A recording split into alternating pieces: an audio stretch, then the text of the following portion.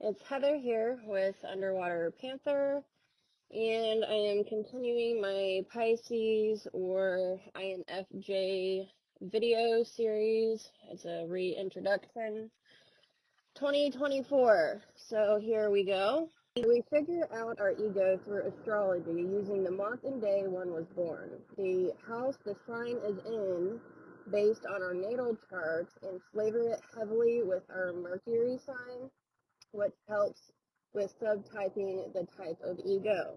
So this is a very important note. For example, I am a Pisces ego or sun sign, but my Mercury is in Aquarius. So I am not your typical Pisces. Logically, our ego depends on genetics, how we were parented, or the way we were nurtured, environment, traumas, and many other factors. Like, our conscious ego mind is only about 10%, because then you have your subconscious and your unconscious, and then even your super ego. So it's like, literally, we're only like 10% conscious. And does that not scare you? Because that kind of scares me. Anyways, I am striving so hard not to be an animal. You know what I mean? My sign guides our personality, characteristics, essential qualities, and actions in skill development, professional career, competition, all forms of social interactions, ego, creativity, and logic. Ego or sun sign is the most conscious part of your personality, where your common sense and reasoning live, and allows you to organize your thoughts and use them to make judgments on the external world. So really, our ego is not the enemy. It can be.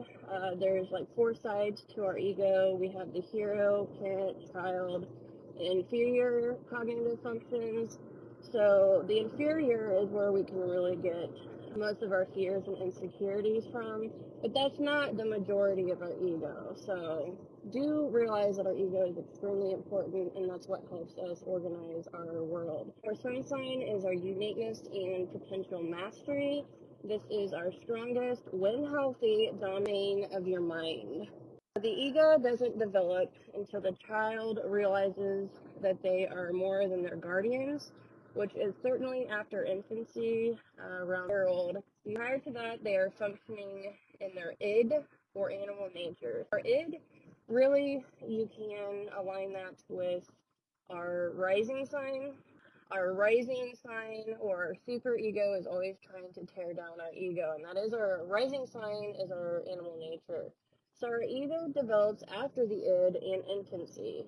It uses beta waves, understands others have needs and desires too.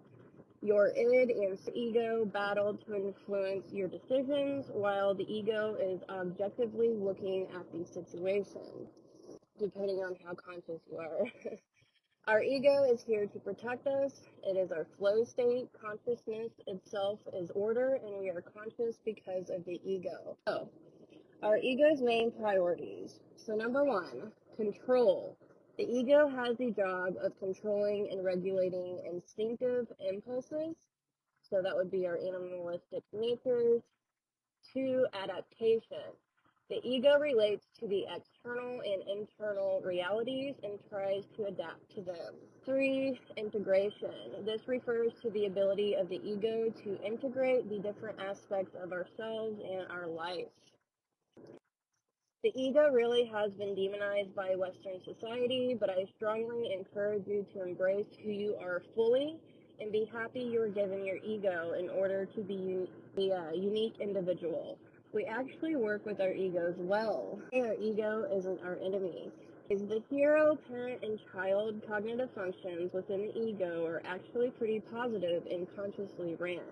Not only are they more conscious than not, but they do allow us to protect our well-being and allow us to create healthy boundaries. It's getting more difficult to navigate consciously when we reach the inferior function, which is the gateway to the subconscious mind. Because it is a gateway, I would not pin the ego as our enemy.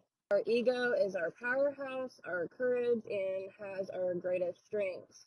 For integrating the ego personality. Ego is commonly misidentified with the concept of egocentrism. The selfish trait is actually of a person with a weak and undeveloped ego. To transcend the ego does not mean to erase the ego, as said in Eastern and New Age philosophies. It means to be no longer limited by or to grow beyond in an integrated way. So the conscious ego is synonymous with the conscious mind. The ego is not bad, but necessary for a healthy existence.